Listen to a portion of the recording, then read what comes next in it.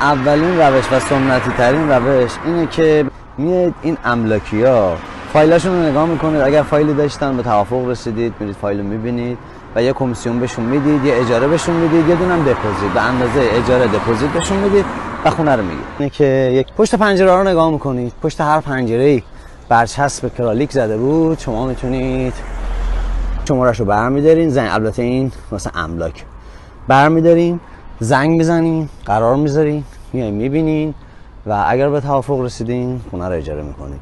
روش بعدی بچه‌ها واسه یه کرایه واحدهایی هست که توی رزیدانس یا مجتمع هستش.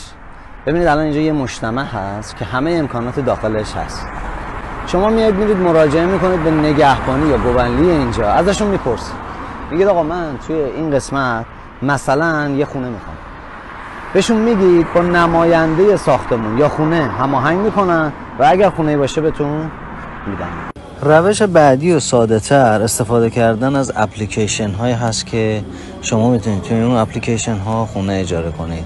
خیلی راحت و با استفاده از فیلترهاش میتونید به خونه مد نظر و مورد نظرتون دسترسی پیدا کنید. روش بعدی هم اینه که بچه‌ها هر جا میشینید بگید من دنبال خونه میگردم، بلکه یه نفر دلش به رحم بیاد و یه خونه واسه شما پیدا بکنه.